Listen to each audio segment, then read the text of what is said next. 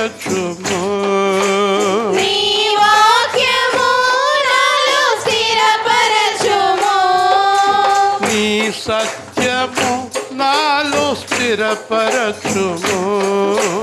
నీ సత్యము నాలో స్థిరపరచుము.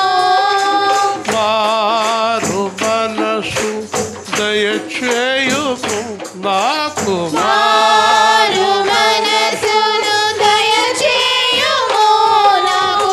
నీ ఆలయముగా నన్ను ప్రతిష్ఠించుము. నీ ఆలయముగా నన్ను ప్రతిష్ఠించుము.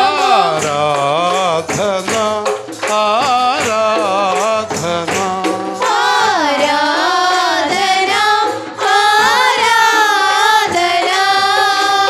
ఆత్మతో సత్యముతో ఆత్మతో సత్యముతో. ఆరాధన ఆరాధన ఆరాధన ఆరాధన. పరిశుద్ధుడను నేను పరిశుద్ధుడను అని పరిశుద్ధుడను నేను పరిశుద్ధుడను అని. మీరు కూడా పరిశుద్ధులై ఉండి మీరు కూడా పరిశుద్ధులై ఉండి నన్ను మహిమపరచండి అన్నావు దేవా. నన్ను మహిమపరచండి అని ఆవు దేవా. దహించు అగ్నిగా నాలో ఉండుము. దహించు అగ్నిగా నాలో ఉండుము. ఆరాధన ఆరాధన ఆరాధన ఆరాధన.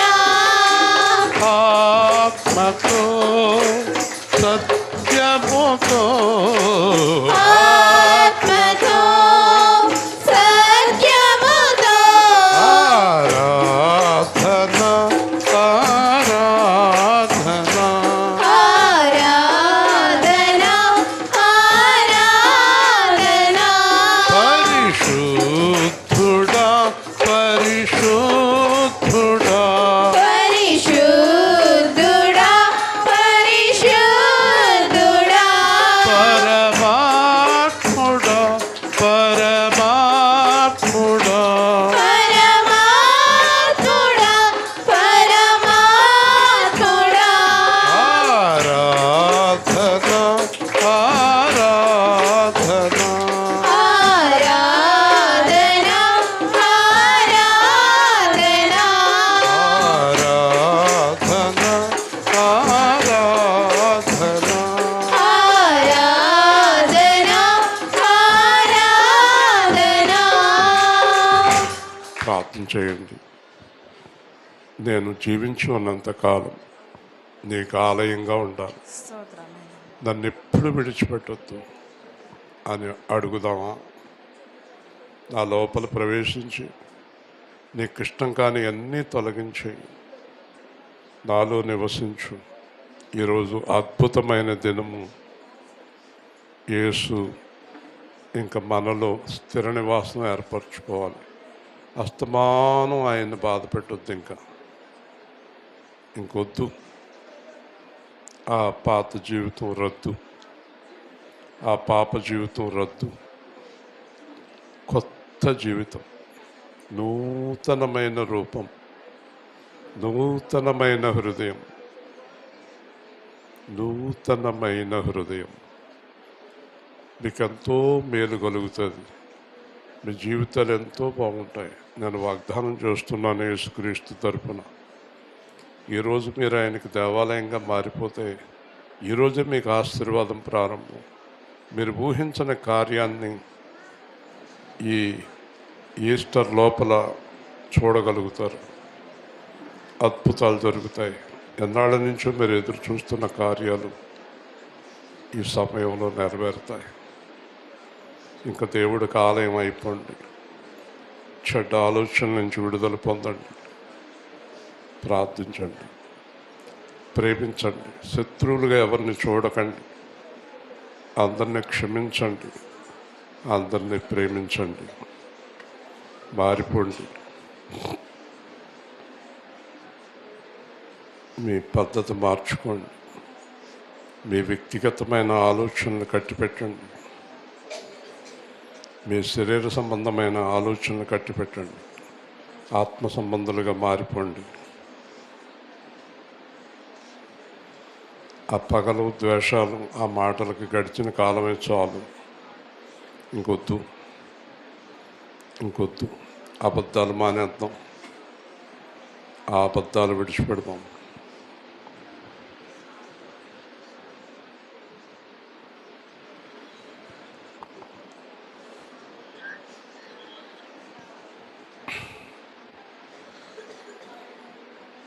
కూర్చుందాం.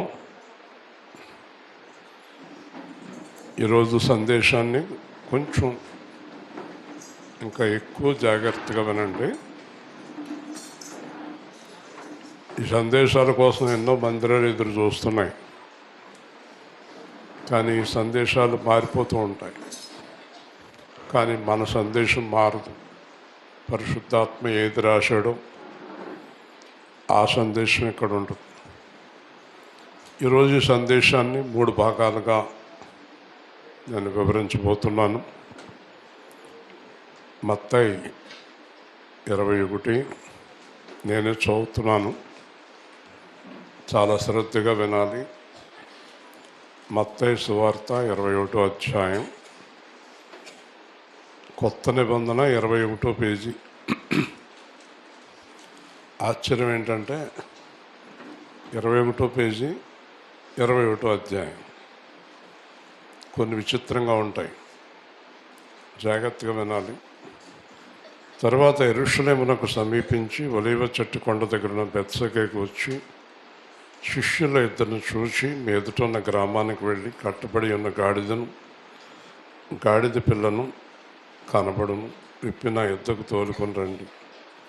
ఎవడైనా మీతో ఏమన్నా అంటే ప్రభు కావాల్సిందని చెప్పండి. వారు తోలుపెట్టును. ప్రవక్త చెప్పినది జరుగునట్లు.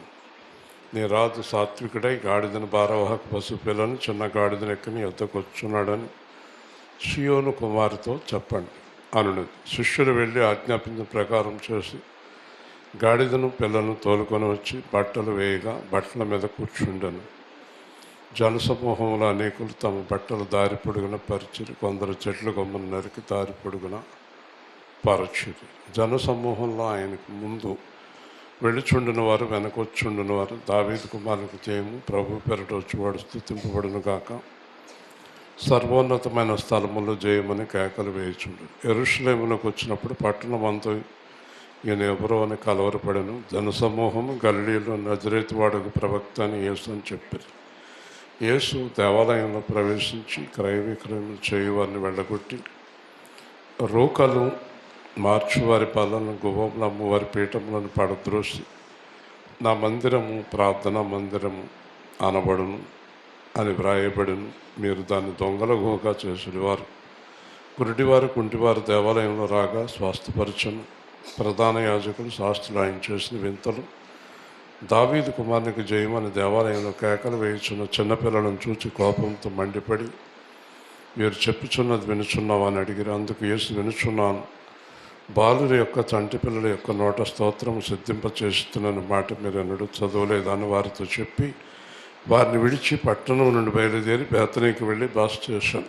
ఈ వాక్య భాగాన్ని శ్రద్ధగా ఆలోచించండి. మీలో కొంతమంది రక్షణ పొందటానికి ఆలస్యం చేస్తున్నారు. అది ఎంతో ప్రమాదకరం. రక్షణ ఆలస్యం చేయకూడదు. 2, రక్షణ పొందిన వారు పాపం చేయటం ఇంకా ప్రమాదకరం. రక్షణ ఆలస్యం చేయొద్దు, రక్షణ పొందిన వారు పాపం చేయొద్దు. 2 ప్రమాదకరమే. ప్రమాదం అంటే అర్థం తెలిసిందో మీకు? మరణం రావచ్చు, ప్రభువు రావచ్చు. మరణం రావచ్చు, ప్రభువు రావచ్చు. రెండు ప్రమాదం. రక్షణ లేకుండా మరణం వస్తే నరకం, రక్షణ పొంది పాపం చేసేటప్పుడు మరణం వస్తే నరకం. రెండు నరకమే. అయితే ఈ నరకాల రెండింటికి తేడా ఉంది. మొదటి నరకం అంటే రక్షణ లేకుండా చనిపోయిన వారికి వచ్చే నరకము సామాన్యమైన నరకము. రక్షణ పొంది పాపం చేసేవారికి వచ్చే నరకము ఘోర నరకం. ఘోర నరకం, రెండంతలుగా శిక్షాపాత్రులు వారు.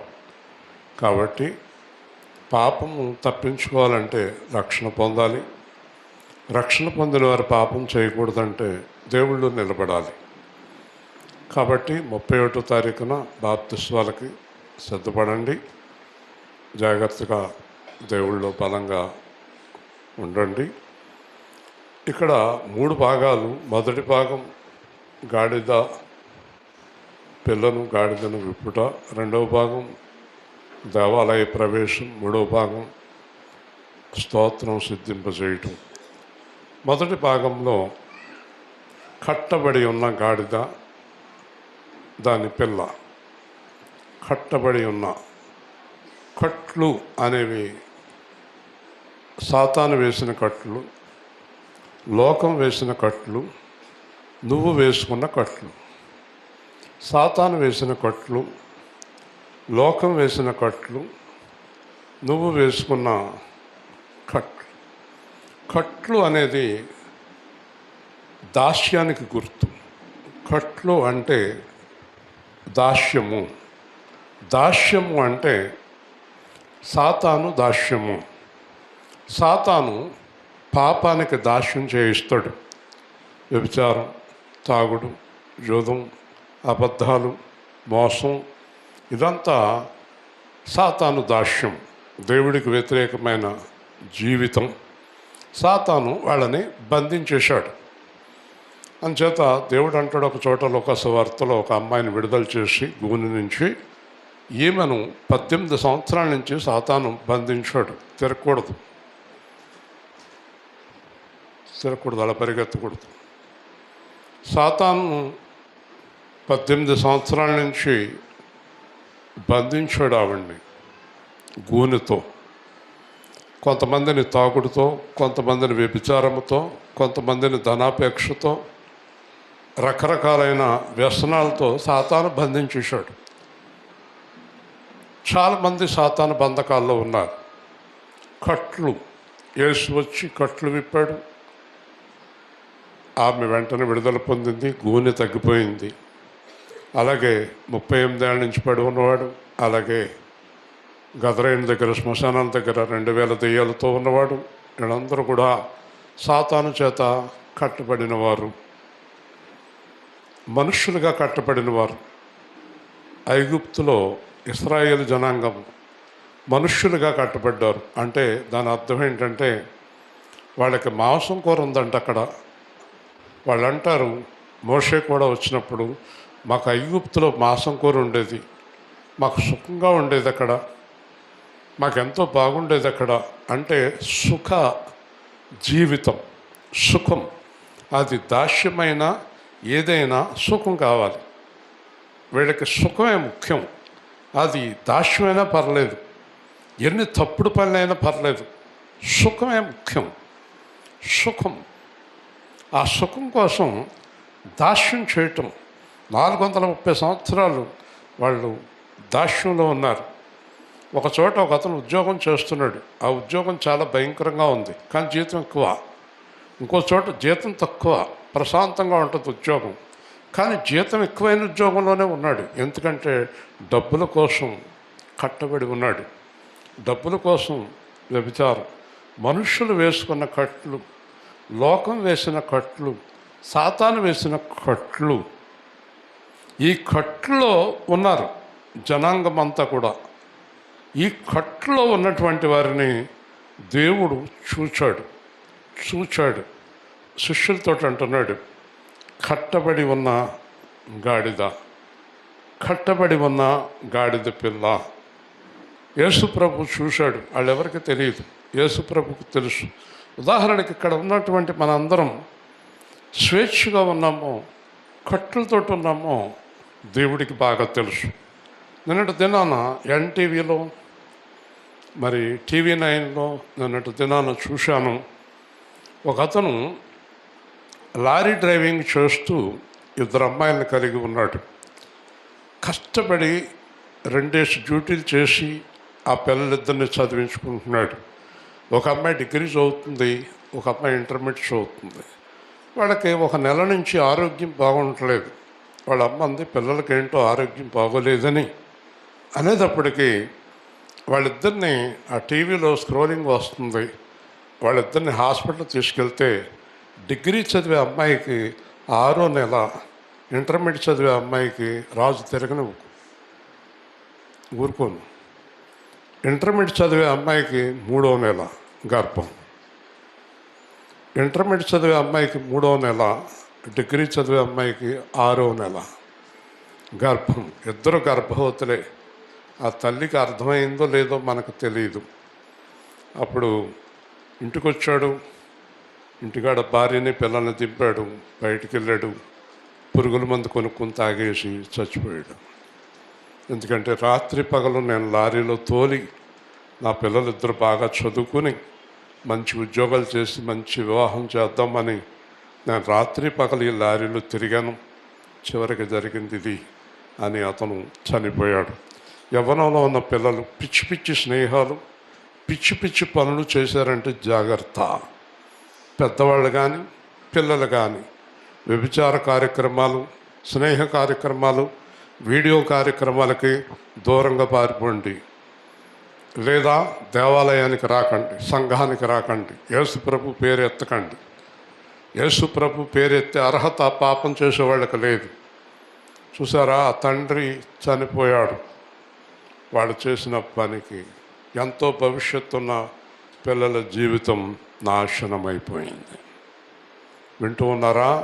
పిల్లల్ని కంట్రోల్ చేయలేని తల్లిదండ్రులు, వాళ్ళ ఇష్టానికి వదిలేసినటువంటి తల్లిదండ్రులు. కానీ దేవుడు విడిచిపెట్టడు.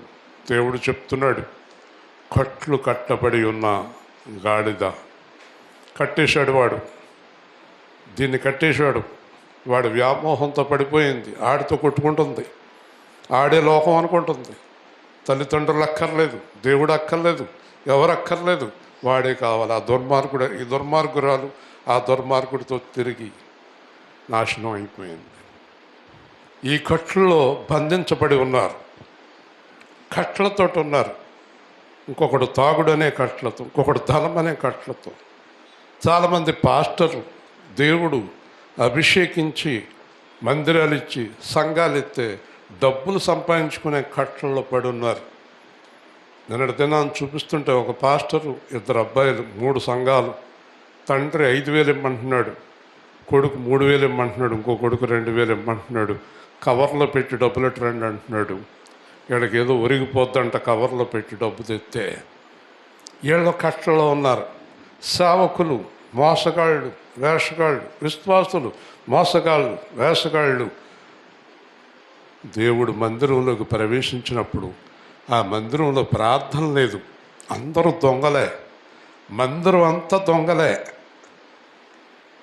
బోధించేవాడు దొంగే, వినేవాళ్ళు దొంగలే, అందరూ దొంగలే. అందరికీ డబ్బు పిచ్చే, అందరికీ శరీర వ్యామోహాలే, అందరికీ వ్యసనాలే, దరిద్ర పనులు చేసుకుంటూ పాస్టర్లు, విశ్వాసులు కలిసి అది సంఘము కాదట. దేవుడు అంటున్నాడు, దొంగల గుహ. దేవుని స్తోత్రం. సంఘం కాదది, సంఘము కాదది, దొంగల గుహ. వింటూ ఉన్నారా? వింటున్నారా జాగ్రత్తగా? కాబట్టి దేవుడు ఏం చేశాడంటే శిష్యులతోటి ఆ కట్టబడి ఉన్నటువంటి గాడిదను, గాడిద పిల్లను విప్పి తోలుకురండి. ఓకే, మీరు వెళ్ళినప్పుడు వాళ్ళు అడుగుతారు, అంత తేలిగ్గా వదులుతారా? ఫరో అంత తేలిగ్గా వదిలేడా? సాతాను అంత తేలిగ్గా వదులుతాడా? లోకం అంత తేలిగ్గా వదులుతుందా? అంత తొందరగా ఈ దరిద్రుల మనసు మార్చుకుంటుందా? ఈ దరిద్రుడు అంత తొందరగా మారిపోతాడా? కట్లు కట్టేసి ఉన్న వీళ్ళకి. కాబట్టి వాళ్ళు అడుగుతారు, ఎందుకు ఇప్పుతున్నారు అని అడుగుతారు. ఎందుకు విప్పుతున్నారు అని అడిగినప్పుడు మీరు వాళ్ళతో చెప్పండి, ప్రభువు కావాలని అడుగుతున్నాడు. హల్లెలూయా. ప్రభు అడుగుతున్నాడు, ప్రభువుకి కావాలంట. అప్పుడు ఏం జరుగుతుందంటే వెంటనే వారు విడిచిపెడతారు. హల్లెలూయా చెప్పండి. ప్రభు పేరు చెప్పేటప్పటికి విడిచిపెడతారు. సాతానికి భయం, లోకానికి భయం, అందరికీ భయమే ప్రభు పేరు చెప్తే. ప్రభు అనుకున్న తర్వాత విడిపించి తీరుతాడు. జాగ్రత్తగా వినండి. నిన్ను నన్ను ప్రభు కట్లు తెంపి తీసుకొచ్చాడు. ఆయన కొరకు మందిరంగా ఉండటం కోసం తీసుకొచ్చాడు. ఆయన కొరకు జీవించడం కోసం తీసుకొచ్చాడు. యెషయా 60లో అంటాడు, నీకు వెలుగు వచ్చింది, చూడుము జనములను చీకటి కమ్మినది, కటిక చీకటి కమ్మినది, కానీ నీకు వెలుగు వచ్చింది. హల్లెలూయా. మనందరము ఈరోజు ఎవరమో తెలుసా? కట్లు విప్పబడిన వారము. హల్లెలూయా చెప్పండి. ఎవరు మనం అందరం? కట్లు విప్పబడిన వారం. తిరిగి సాతానికి, లోకానికి, మనుషులకి తిరిగి లొంగొద్దు. తిరిగి లొంగొద్దు. మళ్ళీ కట్టుకోవద్దు. మళ్ళీ కట్లు వేసుకోవద్దు. మళ్ళీ దరిద్ర బతుకులకు వెళ్ళొద్దు. మళ్ళీ పాప బతుకులకు వెళ్ళొద్దు. మళ్ళీ అబద్ధ బతుకులకు వెళ్ళొద్దు. దేవుడు కట్లు విప్పాడు. కట్లు విప్పాడు. కట్లు విప్పిన తర్వాత వాళ్ళు అడిగారు, ఎందుకయ్యా కట్లు విప్పుతున్నారు? ప్రభువుకు కావాలంట. చెప్పండి, గట్టిగా చెప్పండి. నేను ప్రభువుకి కావాలంట. నేను ప్రభువుకి కావాలంట. నువ్వెవరి బిడ్డవి? ప్రభు బిడ్డవి. మళ్ళీ ఆ దాస్యంలోకి వెళ్ళొద్దు. మళ్ళీ ఆ లోక దాస్యంలోకి వెళ్ళొద్దు. మళ్ళీ ఆ పాప దాస్యంలోకి వెళ్ళొద్దు. వచ్చేసింది కదా, దేవుడి దగ్గరికి వచ్చేసింది. గాడిద పిల్ల దేవుడి దగ్గరికి వచ్చేసింది. దేవుడు అంటున్నాడు,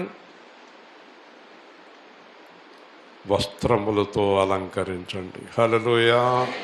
దేంతోటి? వస్త్రములతో. అప్పటి వరకు గాడిద ఎలా ఉంది? దిగంబరముగా. చెప్పాలి, దిగంబరముగా చెప్పాలి. జాగ్రత్తగా వినండి. ఆదాము హవ్వ మహిమా వస్త్రాలతో ఉన్నారు, మహిమా దేహముతో ఉన్నారు.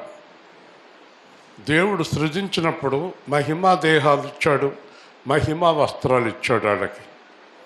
తర్వాత సాతాను వచ్చి పండు తినమన్న తర్వాత వాళ్ళు దిగంబరులుగా మారారు. దిగంబరులుగా మారిన తర్వాత దేవుడితో అంటున్నాడు, మేము దిగంబరులం అన్నాడు. ఆదామును అన్నాడు, మీరు దిగంబరులని మీకు తెలిపింది ఎవరు? నేను తినవద్దన్న పండు తిన్నారా అని అడిగాడు. చూసారా, దేవుడు ఆజ్ఞ మీరి దిగంబరులుగా మారారు.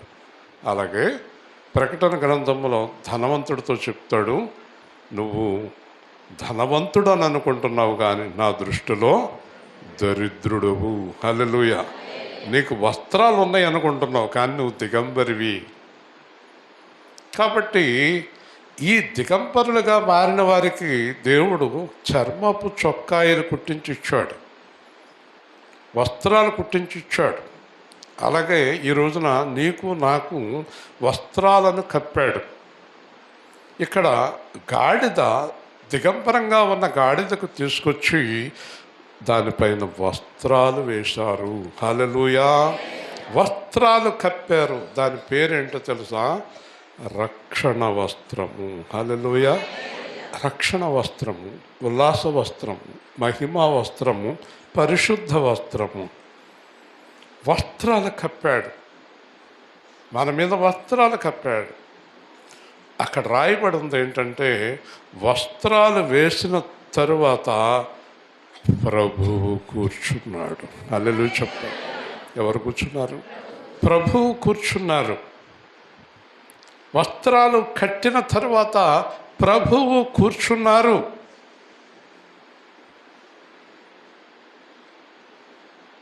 దిగంబరగా ఉండగా ప్రభు కూర్చోలేదు. గాడిద మీద అలాగే కూర్చోలేదు. గాడిద మీద అలాగే గబుక్కుని వెళ్ళి గాడిద మీద కూర్చోలేదు. వస్త్రాలు వేసిన తర్వాత కూర్చున్నాడు. దాని పేరే దేవుడిచ్చిన రక్షణ. హల్లెలూయా. యేసు ప్రభు గురించి యోహాను చెప్తూ ఏం చెప్పాడు? మీరు మారు మనసు నిమిత్తం నీటిలో బాప్తిసం పొందండి, నా వెనకాల వచ్చేవాడు మీకు పరిశుద్ధాత్మలో బాప్తిసం ఇస్తాడు. రక్షణ వస్త్రం ధరించుకున్నాక పరిశుద్ధ వస్త్రం నీలోకి వస్తుంది. హల్లెలూయా. దేవుడు పరిశుద్ధాత్మను ఎప్పుడు ఇస్తాడంటే మారు మనసు పొందిన తర్వాత.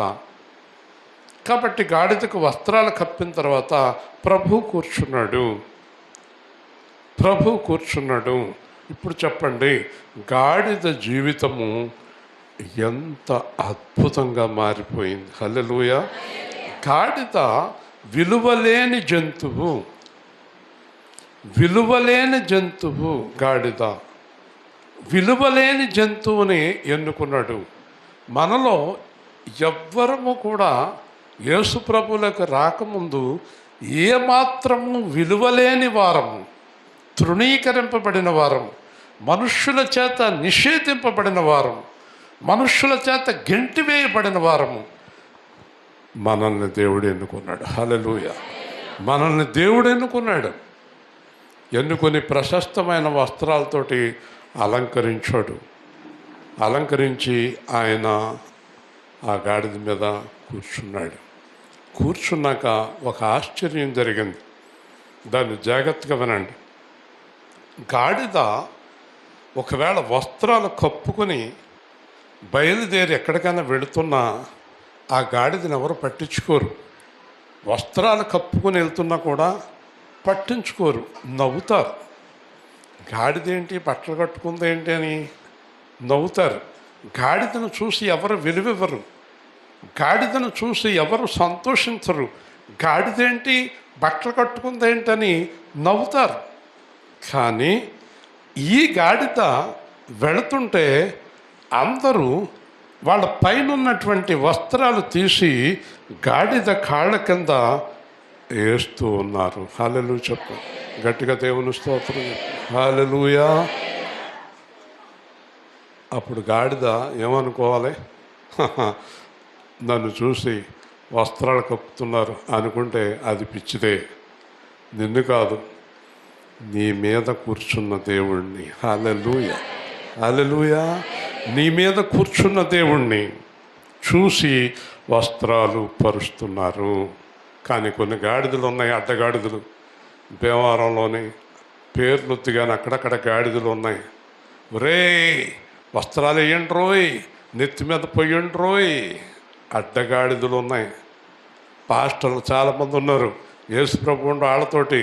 వీళ్ళని చూసి అందరూ ఏంటో ఆహాహా అంటున్నారు అనుకుంటున్నారు. వెళ్ళి యేసు ప్రభు లేకుండా నువ్వు గాడిదవు కూడా కాదు, అడ్డగాడిదవి. దేవుని స్తోత్రం. యేసు ప్రభు లేకపోతే నీకేముంది విలువ? కాబట్టి కింద వస్త్రాలు పరుస్తున్నారు. అంతేకాదు, జయ ధ్వానాలు చేస్తున్నారు. హల్లెలూయా. గాడిద జీవితం మారిపోయింది. ఏమంటున్నారంటే, దావీదు కుమారునికి జయము, ప్రభు పేరట వచ్చేవాడు స్తుతింపబడును గాక, సర్వోన్నతమైన స్థలములలో జయము అని కేకలు వేయుచుండిరి. ఇక్కడ మనం గ్రహించవలసింది ఏంటంటే, దేవుడు అన్నాడు యెహెజ్కేలు గ్రంథంలో, తూర్పు ద్వారం మూసి ఉంచండి, తూర్పు ద్వారం మూసి ఉంచండి. ఒక రోజున ఆ తూర్పు ద్వారం కింద, ఆ ద్వారం గుండా నేను ఒక రోజున ఆలయంలోకి వస్తాను. హల్లెలూయా. దేవుని స్తోత్రం. యేసు ప్రభువే దేవుడు, యేసు ప్రభువే తన ఆలయంలోనికి ప్రవేశించాడు. బాగా గుర్తుపెట్టుకోండి, యేసుక్రీస్తే పరలోకములో ఉన్న దేవుడు, మానవ రూపంలో వచ్చినటువంటి వాడు. యేసుక్రీస్తు దేవుడు గనక ఎప్పుడో చెప్పిన ప్రవచనాలన్నీ నెరవేరిని. కాబట్టి మీరు గమనించవలసింది ఏంటంటే యేసుక్రీస్తు దేవుడు అని మీరు తెలుసుకున్న తర్వాత మీరు చాలా ధైర్యంగా ఉండొచ్చు. ఎందుకో తెలుసా? మృతునందించువాడను, జీవింపజేయువాడను, కట్టువాడను, విరగగొట్టువాడను నేనే. ఒక విషయం తెలుసా? నీ జీవితంలో ఆరోగ్యం, ఐశ్వర్యం, సమాధానం ఏదైనా బ్రతకటం, ఇన్నేళ్ళు బ్రతకాలన్నా, ఈరోజు చావాలన్నా అన్ని విషయాల్లోని సర్వశక్తిమంతుడు దేవుడు గనక నువ్వు ఎంతో సంతోషించవచ్చు. నువ్వు నమ్ముకున్నవాడే సృష్టికర్త. హల్లెలూయా! యేసుక్రీస్తే. నీ డాక్టర్లు, యాక్టర్లు కాదు, ఇవన్నీ కాదు, నీ ఉద్యోగాలు కాదు, నీ గొప్పలు కాదు. అర్థమవుతుందా మీకు? మా కుటుంబంలో జరిగిన సంఘటన, మా తోడడులు లక్ష్మీనారాయణ గారు 10 లక్షల రూపాయలు ఖర్చు పెట్టారు. మణిపాల్ హాస్పిటల్ ఈ హాస్పిటల్ అన్నీ తిప్పారు. ఆయన చనిపోయాడు. మా మావయ్య గారికి 7 లక్షలు ఖర్చు పెట్టారు. బ్రతికి కర్ర వేసుకుని గుండ్రంగా తిరుగుతున్నాడు. హల్లెలూయా! డబ్బుతోటి బతకదు నీ కూతురు, డబ్బుతో బతకడం నీ మామగారు, డబ్బుతో బతకడం నీ చుట్టాలు. డబ్బుతో కాదు బతికేది, దేవుని కృపతోటే. హల్లెలూయా! దేవుడి మీద ఆధారపడాలి. దేవుడే వైద్యుల్ని ఏర్పాటు చేస్తాడు. ఏ వైద్యుడి దగ్గరికి వెళ్ళాలో ఆ వైద్యుడి దగ్గరికి పంపుతాడు. ఒక్కటి గుర్తుపెట్టుకోండి, ఎంతమంది వైద్యుల దగ్గరికి వెళ్ళినా, ఎన్ని కోట్లు ఖర్చు పెట్టినా, ఎన్ని వేల కోట్లు ఖర్చు పెట్టినా దేవుడు ఆయుష్కాలం ఇవ్వకపోతే బ్రతకటం అసాధ్యం. హల్లెలూయా! దేవుడే సమస్త క్రియలు చేయువాడు, దేవుడే ఆరోగ్యం ఇచ్చేవాడు, దేవుడే జ్ఞానం ఇచ్చేవాడు, దేవుడే సమస్త సృష్టిని నడిపించేవాడు.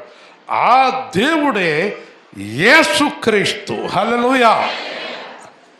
ఏ విధమైన సందేహం లేదు. ఆ దేవుడే యేసుక్రీస్తు గనక ఆయనకే మనము భయపడాలి. ఎస్పి బాలసుబ్రహ్మణ్యం ఎన్నో దేవుడి పాటలు పాడాడు. ఒక హాస్పిటల్ పై అంతస్తు అంతా అతనికి కేటాయించారు. కొన్ని కోట్ల రూపాయలు ఖర్చు పెట్టారు. ఆయన ఒక్కరోజు కూడా సొంతంగా ఊపిరి తీసుకోలేకపోయాడు. వెంటిలేటర్ మీద ఉన్నాడు. వెంటిలేటర్ తీసేశారు, వెంటనే చచ్చిపోయాడు. మా మామగారితో అన్నారు, డాక్టర్లు అన్నారు, వెంటిలేటర్ తీసిన 10 నిమిషాల్లో మీరు బాడీ తీసుకెళ్ళొచ్చు అన్నారు. వెంటిలేటర్ తీసేశారు, తెగ తిరిగేస్తున్నాడు అటు ఇటు కర్రోడు పట్టుకుని. Hallelujah! You should not. Doctor cannot decide. Doctor చేతిలో లేదు. ఆయుష్కాలం, మృతునందించటం, జీవింప చేయటం దేవుడి చేతిలో ఉంది. దేవుడే బ్రతికించువాడు, దేవుడే జ్ఞానం ఇచ్చేవాడు. ఈరోజు ఉదయమే నాకు ఒక విషయం గుర్తుకొచ్చింది. 2010 జూన్ 24, 14 సంవత్సరాలు 3 నెలలు తక్కువ. జూన్ 24 మధ్యాహ్నం 2 కాడి నుంచి తలనొప్పి ప్రారంభం. 4కి ఎక్కువైపోయింది, 6కి ఇంకా ఎక్కువైపోయింది. కావలపురంలో ఉన్నాను. వినోద్ గారు వచ్చారు, బీపీ చూశారు. 180 అన్నాడు, 200 అన్నాడు, 220 అన్నాడు. పరిగెత్తండి అన్నాడు. స్కూటర్ వేసుకుని నేను నా భార్య హాస్పిటల్కి వెళ్ళాం. స్కూటర్ మీద బీపీతోటి. డాక్టర్ గారు చూసి ఎలా వచ్చారు అన్నాడు. స్కూటర్ మీద. ఏంటండి మీకున్న బీపీ ఏంటి అసలు? నరాలు బద్దలైపోతాయని అర్జెంటుగా ఐసీయూలో జాయిన్ చేసి అన్నారు. ఐసీయూలో జాయిన్ చేశారు. అరగంటకి బీపీ చూస్తున్నారు, పైకి వెళ్ళిపోతుంది. మిషన్ కూడా దాటేస్తుంది బీపీ, మిషన్ కూడా దాటేస్తుంది బీపీ. అప్పుడు అన్నారు, ఇది సైలెంట్ బీపీ, ఇది ఆయన ఏ టైంలో అయినా కొలాప్స్ అయిపోవచ్చు, నరాలన్నీ చిట్లిపోవచ్చు, కాబట్టి మీరు రెడీగా ఉండొచ్చు అన్నట్టుగా సలహాలు ఇచ్చేశారు. వెళ్ళిపోతానంట. అర్థమైందా? అందరూ ప్రార్థన చేశారు, నేను ప్రార్థన చేసుకున్నాను, మా పిల్లలు అందరూ ప్రార్థన చేశారు. ప్రేమ్ కుమార్ అక్కడే ఉన్నాడు, నా భార్య పక్కన ఉంది. మన్నాడు పొద్దున్న నేను లేచి బాత్రూమ్కి వెళ్తానంటే, మీరు వెళ్ళకూడదండి, మీకు కూడా ఎవరన్నా, నాకు కూడా ఎందుకు, ఎవరు అక్కలేదు అనేది బాత్రూమ్కి వెళ్ళి వచ్చాక డాక్టర్ గారు వచ్చారు. వచ్చి ఈ బెడ్ మీద ఉన్న పేషెంట్ ఎవరు అన్నారు. నేనే అన్నాను. మీరా? ఏంటండి బాబా, బీపీ ఏంటా, లోకం ఏంటి, ఏమో తెలియదు. మందులు వేస్తూనే ఉన్నారు, ఇంజక్షన్ పొడుస్తూనే ఉన్నారు, బీపీ తగ్గలేదు. శనివారం 11 గంటలకు స్టార్ట్ అయింది. శనివారం సాయంత్రం 6:30కి మొత్తం నార్మల్కి వచ్చేసింది. ఇంటికి వెళ్ళిపోండి అన్నారు. ఇంటికి వచ్చేసాం. మందులు పని చేయలేదు, ఏమీ పని చేయలేదు. మందుల వల్ల బీపీ తగ్గలేదు, ఇంజక్షన్ వల్ల బీపీ తగ్గలేదు, యేసుక్రీస్తు వల్ల బీపీ తగ్గింది. హల్లెలూయా! దేవుడు చాలా గొప్పవాడు. అప్పుడే 14 ఏళ్ళు అయింది. మళ్ళీ ఎప్పుడు బీపీ నార్మల్లే. అర్థమవుతుందా మీకు? మృతుని అందించువాడను, బ్రతికించువాడను, గాయము చేయువాడను, గాయము కట్టువాడను. ధనవంతుడితో అన్నాడు, ఏంటి రేపు పొద్దున ఏం కడతావు? బిల్డింగ్ కడతావా? ఏం కడతావు? చాలా ప్లాన్ ఉన్నట్టుంది.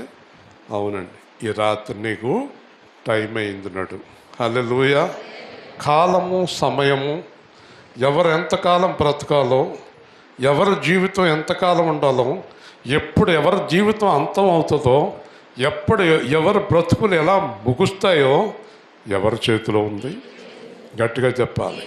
అప్పుడు అంటాడు అపోస్తల కార్యాల్లో యేసుక్రీస్తు, కాలములు సమయములు తండ్రి స్వాధీనమందున్నవి. హల్లెలూయా! కాబట్టి ఇప్పుడు ఇంతకీ ఇవన్నీ ఎందుకు చెప్తున్నాను నేను మీకు? ఆయన మీద ఆధారపడి, ఆయనకు విధేయులై, ఆయనకు భయపడి, ఆయన చిత్తానికి లోబడండి. ఏది జరిగినా దేవుని చిత్తం అని నమ్మండి. హల్లెలూయా! గట్టిగా చెప్పాలి. హల్లెలూయా! దేవుడి మీద ఆనుకోండి. కాబట్టి ఈ దేవాలయంలోనికి దేవుడు స్తుతులతోటి ప్రవేశించాడు. ఈయన ఎవరో అని అందరూ కలవరపడిరి. ఈయన ప్రవక్త అయిన యేసు అని చెప్పుకొనిరి. ఒక పక్కన ప్రభు పేరట వచ్చేవాడు దావీదు కుమారుడని స్తుతులు చేస్తుంటే ప్రవక్త అంటున్నారు. రకరకాలుగా అనుకున్నారు ఆయన్ని. కానీ ఆయన దేవుడు అని గ్రహించలేకపోయారు. అందుకే సిలువేశారు. ఈయన దేవాలయంలోకి వచ్చి ఒక్కసారి దేవాలయం చుట్టూ చూశాడు. చూసేటప్పటికి గుండెలు కదిలిపోయినాయి, కళ్ళు ఎర్రగా అయిపోయినాయి. యెహోవా అయిపోయాడు. మళ్ళీ చాలా కోపం వచ్చేసింది. ఎందుకంటే దేవాలయంలో ఏముండాలి? ప్రార్థన ఉండాలి, వాక్యం ఉండాలి, స్తుతులు ఉండాలి, అగ్ని ఉండాలి, మహిమ ఉండాలి. కానీ ఆ దేవాలయంలో ఏముంది? వ్యాపారం ఉన్నది. దేవాలయం అంతా ఏం జరుగుతుంది? వ్యాపారం. ఎవరి పనులు బిజీగా ఉన్నారు. బేబీ గారే మెల్లగలగలగలా చేస్తుంది. ఏంటమ్మా బేబీ గారు అంటే 100 రూపాయలు చిల్లర. ఇంకా వీళ్ళందరూ డబ్బులు మార్చుకునేవాళ్ళు, నూనె బుడ్లు కొనుక్కునేవాళ్ళు, గుడ్డ ముక్కలు కొనుక్కునేవాళ్ళు, గొర్రె పిల్లలు కొనుక్కునేవారు, పక్షులను కొనుక్కునేవారు, పావురాలు కొనుక్కునేవాళ్ళు. పాస్టర్లేమో పెద్ద పెద్ద గౌన్లు వేసుకుని అక్కడ అమ్మేవాళ్ళు, నూనె బుడ్డలు అమ్మేవాళ్ళు. మీరు లేవనుకుంటున్నారా? మొత్తం 199 మందిరాలు అయ్యాయి. డబ్బులు గొడవ తప్ప మందిరంలో రెండో గొడవ ఉండదు. అక్కడ వీడు గౌన్ వేసుకొస్తాడు. గౌన్ వేసుకున్నాడంటే డబ్బులు తీసుకుంటాక అర్హుడు అని అర్థం. అర్థమైంది మీకు? వీళ్ళందరూ కలిపి అక్కడ నాటకాలు ఆడుతున్నారు.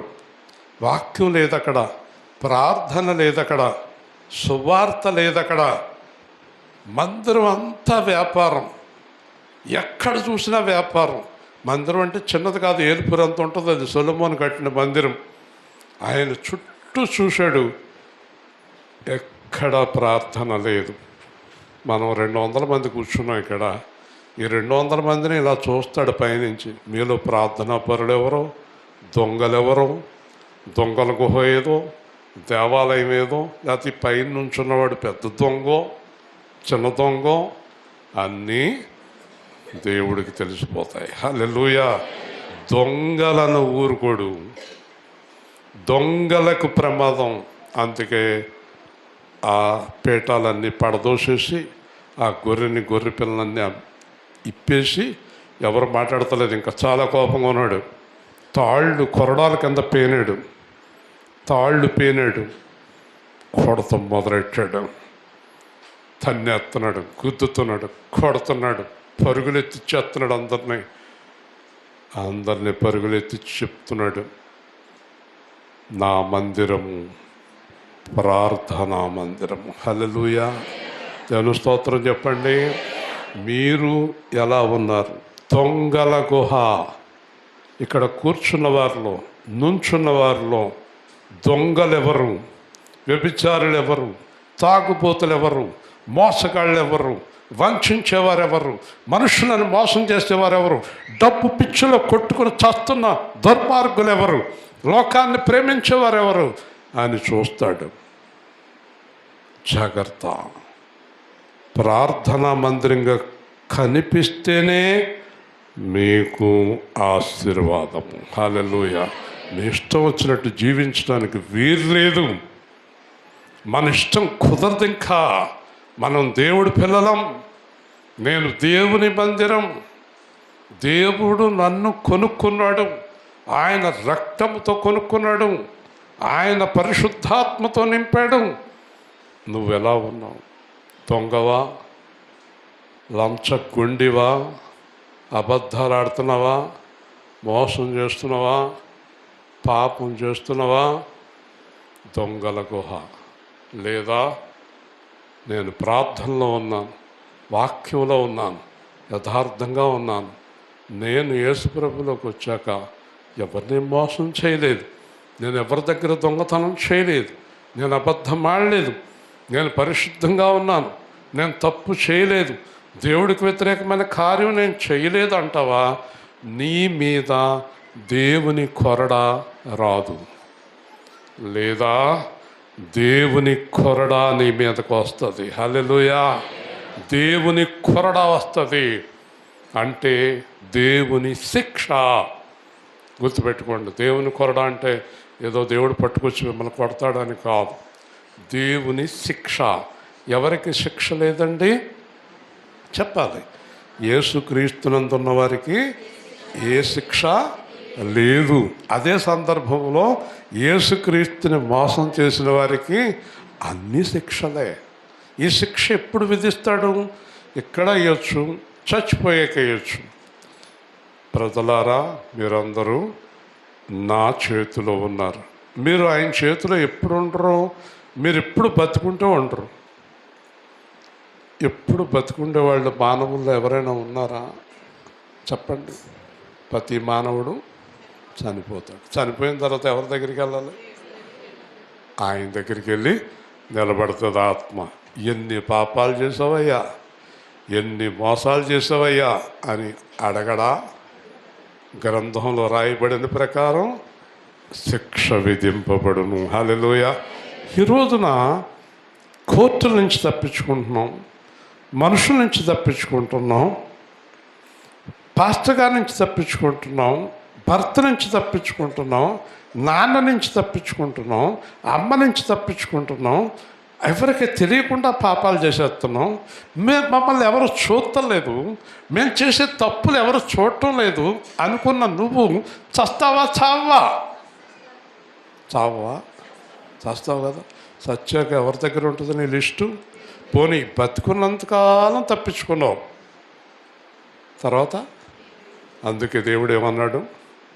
అందరి జీతాలు నా దగ్గర ఉన్నాయి. హల్లెలూయా. నీ రికార్డు మొత్తం ఎవరి దగ్గర ఉంది? ఇక్కడున్న రికార్డుని తుడిచేసుకోవచ్చు, కాల్ చేసుకోవచ్చు. అంతే కదా. మాట్లాడండి. ఇందాక మేము రాజమండ్రి వెళ్తున్నాం. ఇంత సీరియస్గా పోలీసు వాళ్ళు అందరూ ఆపేశారు, కార్ చెక్ చేశారు, వెళ్ళిపోండి అంటే ఎలక్షన్ టైంలోనంట డబ్బులు పట్టుకెళ్ళకూడదట. అర్థమైంది మీకు? ఏదైనా క్యాష్ ఉంటే సీజ్ చేసేస్తారట. మీకు అర్థమవుతుందా? ఏమర్థమైంది రత్నం గారు? ఏమర్థమైంది? డబ్బు ఆపగలిగిన వాడు ఎవరైనా ఉన్నారా? మా అమ్మలు చూస్తే ఏం ప్రయోజనం? మా వెనకాల 2 కార్లు రయ్యని వెళ్ళిపోతున్నాయి, వాళ్ళని ఆపితే అయ్ అంటాడు, అంటారు. మా దగ్గర ఏముంటుంది? ఆ కారులో ఉంటాయి 4-5 కోట్లు, అయ్యి ఆపరు. పైనుంచి ఆర్డరు, పలానా నెంబర్ వస్తుంది, హాయ్ సార్. మరి మేము మాకెవరు అంటారు ఇలాగా? మాకెవరు అంటారు కదండి? మమ్మల్ని ఆపేస్తారు. ప్రసన్న బండిని చూస్తే ముందే ఆపేస్తారు. తీయమ్మ బ్యాగ్ అంటారు. అయ్యో ఆవకాయ పచ్చడి, గోంగూర పచ్చడి తప్ప మనల్ని ఆపుతారు ఏంటంటే వీళ్ళు. మేమిద్దరం నవ్వుకున్నాం. వెళ్ళిది మాట్లాడరేంటి, వెళ్ళిది ఇదిగో డబ్బులు పట్టుకెళ్తున్నాం అని చూపించి పట్టుకెళ్తారా? మళ్ళీ వచ్చేటప్పుడు వాళ్ళు లేరు, చెక్కింగ్ లేదు, అయిపోయింది. కాబట్టి జడ్జి గారు కూడా ఏమీ చేయలేకపోతున్నారు కదా, పోలీసులు కూడా ఏమీ చేయలేకపోతున్నారు, తల్లిదండ్రులు కూడా ఏమీ చేయలేకపోతున్నారు, తప్పు చేసిన వాళ్ళు ఎవరు ఏమీ చేయలేకపోతున్నారు. కానీ వీళ్ళందరినీ శిక్ష విధించేవాడు ఉన్నాడు. ఆయనే దేవుడు, ఆయనే యేసుక్రీస్తు. ఆయన దగ్గర నుంచి ఎవ్వరూ తప్పించుకోలేరు. హల్లెలూయా. ఇప్పుడు చెప్పండి, ముగించేస్తాం తొందరగా. ఇప్పుడు మనం ఎవరికి భయపడి తప్పు చేయకూడదు? గట్టిగా చెప్పండి. మనుషులకు కాదు, దేవుడికి భయపడి తప్పు చేయకూడదు. ఎందుకంటే నీవు నాకు ఒక శరీరము అమర్చితివి, మనల్ని ఇలా తయారు చేసి మన లోపల ఆత్మ బుద్ధిని వాడెవరు? దేవుడు. ఎవరికి భయపడాలి? దేవుడికి భయపడాలి. చెప్పండి నాతో కలిసి, భయమునుంది భయమునుంది పాపము చేయకండి. చెప్పండి. ఎవరికి భయపడి? మనుషులకు కాదు. నేను చాలాసార్లు చెప్తాను, నేను ఎవరికి భయపడినమ్మా, దేవుడికి భయపడతాను అంటున్నాను. దేవుడికి భయపడి ఏం చేయొద్దు? పాపం చేయొద్దు. రెండో మాట చెప్పండి, అదిగో చెప్పండి, పాపము చేయువారు అక్కడ పడి ఉన్నారు. ఎక్కడ? పాతాళంలో. పాతాళం. కాబట్టి దేవుడికి చాలా కోపం ఎవరంటే పాపము చేసేవారంటే. ఆశ్చర్యం ఏంటంటే, ఒక దేవోక్తి ఏంటంటే, దేవుడు పాపిని ప్రేమిస్తాడు, పాపాన్ని అసహించుకుంటాడు. దానికి అర్థం చెప్పగలుగుతారా మీలో ఎవరైనా? పాపిని ప్రేమిస్తాడు, పాపాన్ని అసహించుకుంటాడు అంటే అర్థమైంది మీకు? మనల్ని పాపములు పిలిచాడు, మనం పాపాన్ని విడిచిపెడితే ప్రేమిస్తాడు, పాపములో ఉంటే ప్రేమించడు. హల్లెలూయా. అంటే పాపిని పరిశుద్ధుడు చేయటానికి దేవుడు వచ్చాడు.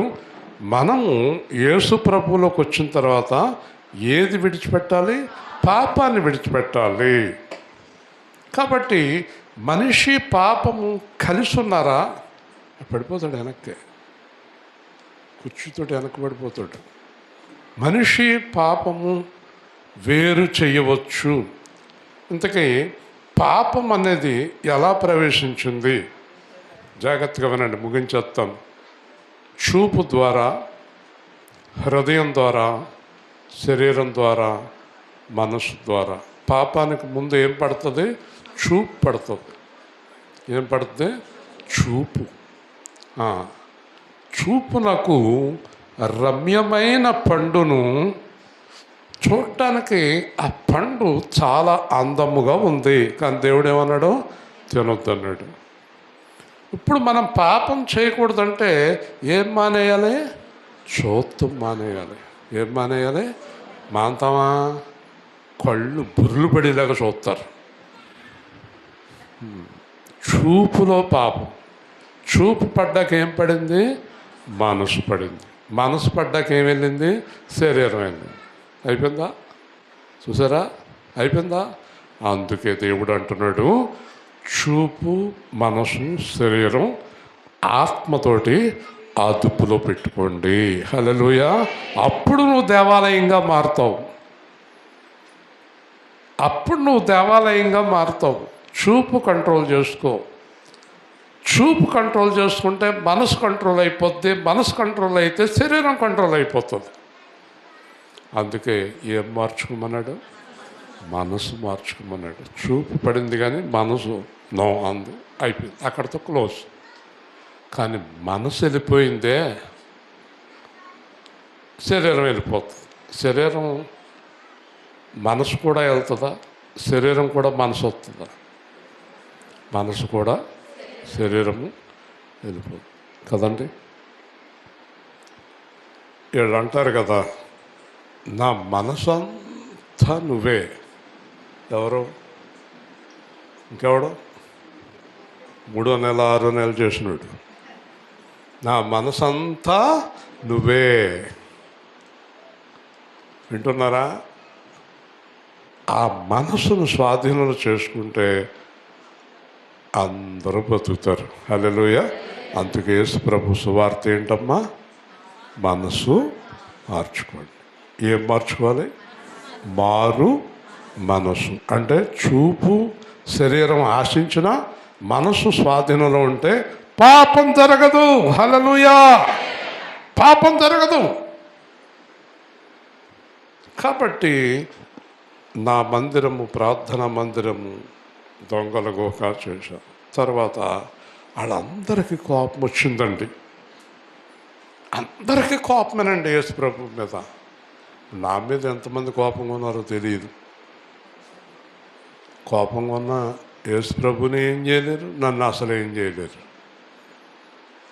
ఏమీ చేయలేరు కదా. కాబట్టి ఇక్కడ ఏంటయా దావీదు కుమారుడు అని కేకలేస్తున్నారు చిన్నపిల్లలు. పెద్దోళ్ళు అందరూ ఆగిపోయారు. పెద్దోళ్ళందరూ దేవాలయం దాకా వచ్చి వెనక్కి వెళ్ళిపోయారు. ఏ పని ఉందో వాళ్ళకి. పిల్లలు వచ్చేసారు లోపలికి. పిల్లలందరూ లోపలికి వచ్చేసారు. పిల్లలు స్తోత్రం చేయటం మాంతలేదు. ఏమని? యేసు ప్రభుకి జై, దావీదు కుమారుడికి జై. పిల్లలు అసలు వదిలిపెడతలేదు. ఈ పిల్లల మీద వీళ్ళందరికీ కోపం వచ్చేసి, ఏంటయ్యా, ఏంటో చెప్తున్నది అంటే, వింటున్నాను, అది ప్రవచనం. నేను ఒక రోజున దేవాలయానికి వస్తానని పిల్లలు నన్ను స్తుతిస్తారని రాయబడి ఉంది. హల్లెలూయా. అన్నీ రాయబడి ఉన్నాయి. ప్రవచనాలన్నీ రాయబడి ఉన్నాయి. ముగించే ముందు ఒక మంచి మాట చెప్తాను. మీరు మార్పు నొంది చిన్నపిల్లల వల్ల అయితేనే కానీ పరలోక రాజ్యానికి రారు. పిల్లలు మనస్ఫూర్తిగా స్తుతిస్తారు. పిల్లలు ప్రేమతో ఉంటారు. పిల్లలకి కల్మషము తెలియదు. ఈరోజు కొత్తపాళ్ళు వాక్యం అయిపోయాక ఒక 4 నెలలు 5 నెలలు 7 నెలలో 6వ నెల బొడ్డోని తీసుకొచ్చారు. వాక్యం అయిపోయాక తీసుకొచ్చారండి. భలే ఆశ్చర్యం వేసింది. ఆయన పాట ఏమన్నారు? చంటి బిడ్డల వలె మారిపోవాలి. పిల్లలకి నాకు బాగా తెలిసి 2 విషయాలు తెలుసు. వాళ్ళకి, చిన్నపిల్లలకి 2 తెలుసు. చిన్నపిల్లలు అంటే ఇప్పుడు అటు ఇటు పరుగులెడుతున్నారే ఆడ కాదు, చంటి బిడ్డ అన్నమాట. అటు ఇటు తిరిగేవాళ్ళు కాదు, చంటి బిడ్డ. ఒళ్ళో ఎత్తుకుంటాం కదా, ఆ బిడ్డకి 2 తెలుసు. ఆకలి అయితే ఏడవటం, ఆకలి తీరిపోయాక నవ్వటం. 2 తెలుసు వాళ్ళకి. అర్థమైంది మీకు? ఇప్పుడు మీరంటే నవ్వుతూ ఉంటారు, మీరు ఆడిస్తూ ఉంటారు. పిల్లల్ని ఆడించి చాలామంది ఉంటుంటారు ఇక్కడ. పిల్లల్ని ఆడించి ఉంటారు. మీతో చాలా ప్రేమగా నవ్వుతూ ఉంటారు. ఇంకంతా కిలకిల నవ్వుతూ ఉంటారు. ఆకలి అయ్యాక నీ వంక కానీ ఎవరొంక కానీ గయ్యం అంటారు. ఏడుపును మనం ఎవ్వరం ఆపలేం. వాళ్ళ అమ్మ పాలు ఇచ్చాక మళ్ళీ నవ్వుతానికి వస్తాడు. మనం ఎర్రోళ్ళే కనబడుతున్నాం ఇలాగే. అప్పుడు నవ్వుతాడు వచ్చి. మనం నవ్వాలా? ఆడు నవ్వితే మనం నవ్వాలా? ఆడు ఎడితే మనం ఎడితే ఏం బాగుంటుంది? అంటే దేవుడు చెప్తున్నాడు, ఆ చిన్న పిల్లలు స్తోత్రాలు చేస్తున్నారు కదా, మీరందరూ అలా మారిపోండి. హల్లెలూయా. చిన్న పిల్లల వలె మారిపోండి. చిన్న పిల్లలదే దేవుని రాజ్యం. చిన్న పిల్లల వలె కల్మషం లేకుండా ఉండండి. చిన్నపిల్లలు ఓ రోజున రైల్లో చిన్నపిల్లడిని తల్లిదండ్రులు ఇద్దరు ఆడుతుంటే ఎదురుగుండా ఉన్నవాడి రామ్మ అంత వెళ్ళిపోయాడు ఆవిడ దగ్గరికి. వెళ్ళిపోతే నేను చూస్తున్నాను వాళ్ళ ఆవిడ వాళ్ళ ఆయన గట్టిగా తొడంతా పట్టుకు గిల్లేస్తుంది. ఉండా కల్లేరు పుచ్చేసుకో అంటే ఆ పిల్లోడిని పుచ్చేసుకోమంటుంది. వాళ్ళ ఆయన ఇవ్వండి ఆడిపడ్డు రాను అన్నాడు. రాను ఏడక పడకపోతే ఆడికేం తెలుసు కదా. శత్రువు మిత్రువు వాడికి తెలుసా?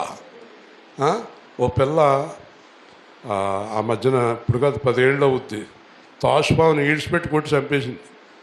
పిల్ల దగ్గరికి తాసుపాము వచ్చింది, చిన్న పిల్ల. అది ఎలా పట్టుకుని ఆ పాము పాపం పిల్లని ఏం చేయలేదు, అది బాది చంపేసింది. అది పిల్లలకి ఏం తెలుసు అండి? తాసుపాము అని సింహం అని పిల్లలకి ఏమీ తెలియదు. అంత మంచివారికి ఉంటేనే నా రాజ్యానికి వస్తారు. హల్లెలూయా. మొదటి పిల్లవాడు ఎవరో తెలుసా? యేసుక్రీస్తే. పిల్లవాళ్ళు అంటాడే కదా ఆయన. అందరినీ ప్రేమిస్తాడు. ద్వేషం కల్మషం అసూయలు తెలియదు. చంటి పిల్లల నోట స్తోత్రమును సిద్ధింపచేసి తిని అంటే దానికి అర్థం ఏంటంటే చిన్న పిల్లలదే పరలోక రాజ్యము. ముగించేస్తున్నాను. మొదటి మాట కట్లు విప్పాడు. మళ్ళీ మీరు కట్లు కట్టుకోవద్దు. మళ్ళీ మీరు దాస్యంలోకి వెళ్ళొద్దు. 2 గాడిదను అలంకరించి దాని మీద కూర్చున్నాడు. గాడిదకు ఘనత ఇచ్చాడు, మనకు కూడా ఘనత ఇచ్చాడు. 2 దేవాలయము అంటే దొంగల గుహ కాదు, ప్రార్థనా మందిరము. దేవుని స్తోత్రం. కాబట్టి దొంగలందరినీ తరిమి కొట్టాడు. 3వది మీరు మార్పు నుండి చంటి బిడ్డల వలె అయిపోవాలి. అప్పుడు దేవుడు మన స్తోత్రాలు వింటాడు. ఈరోజు చివరిగా మీకు అందరికీ చెప్పే అతి ప్రాముఖ్యమైన విషయం ఏంటంటే మీరు దేవుని ఆలయముగా మారిపోవాలి. అప్పుడు మీ ప్రార్థనలు ఫలిస్తాయి. అంతేకాదు, దేవుని చిత్తం అయితే మీరు ఎప్పటి నుంచి ఎదురు చూస్తున్నది ఈరోజు మీరు దేవుడికి మాట ఇవ్వగలిగితే ఈస్టర్ లోపలే మీరు ఆ బహుమానం అందుకోవచ్చు. దేవుని స్తోత్రం. హల్లెలూయా. నేను ఒకటే ప్రేయర్ చేశాను 99లో. శబ్దం చేయను. 99లో గుడ్ ఫ్రైడేకి ముందు నాకు ప్రార్థన తెలియదు, దేవుడు తెలియదు, ఏమీ తెలియదు. యేసు ప్రభువా, ఇలా ఇంగ్లీష్లో చేశాను. Before good Friday I want good news. Before good Friday I want good news. ప్రార్థన కూడా తెలియదు నాకు, ఎలా ప్రార్థన చేయాలో తెలియదు. అప్పుడే యేసు ప్రభుని తెలుసుకున్నాను. మార్చి 10వ తారీఖుని. ఏప్రిల్ 2 గుడ్ ఫ్రైడే వచ్చింది. ఇదే ప్రార్థన. Before good Friday want good news. Before good Friday want good news. 2వ తారీఖు గుడ్ ఫ్రైడే, 1వ తారీఖు గురువారం. ఎప్పటి నుంచో 3 నెలల నుంచి బ్యాంకులో డబ్బులు వస్తాయని వెళ్తున్నాను. వెళ్తాం వస్తాం. ఆ రోజు మధ్యాహ్నం 1 గంటకి బ్యాంకుకి వెళ్తే మూర్తి గారు ఎప్పటి నుంచో తిరుగుతున్నారు, ఇదిగో మీ పేరట 40,000 క్యాష్ వచ్చింది అన్నాడు. హల్లెలూయా. అది అయిపోయిందా? అక్కడి నుంచి డైరెక్ట్గా డబ్బులు జేబులో వేసుకుని హైకోర్టుకి వెళ్ళాం. హైకోర్టులో బెంచ్ క్లర్క్ కాకేసి మూర్తి గారు ఎప్పటి నుంచో తిరుగుతున్నారు. 2 ఆర్డర్లు వచ్చినాయి ఈరోజు. ఒక ఆర్డరు మీరు మళ్ళీ ఎప్పుడు కోర్టుకి వెళ్ళక్కర్లేదు. రెండో ఆర్డరు వాళ్ళకి వార్నింగ్ లెటర్ పంపించింది కోర్టు అన్నాడు. హల్లెలూయా. వింటున్నారా? కాబట్టి మీరు దేవుణ్ణి నమ్మండి, దేవాలయంగా ఉండండి, పరిశుద్ధంగా ఉండండి. మీరు అందరూ కలిసి మీరు ఎప్పటి నుంచో ఎదురు చూస్తున్నది దేవుని చిత్తమైతే ఆ శుభవార్త మాకు వినిపించండి అని కూడా మీరు ప్రార్థన చేయండి, ప్రార్థించండి.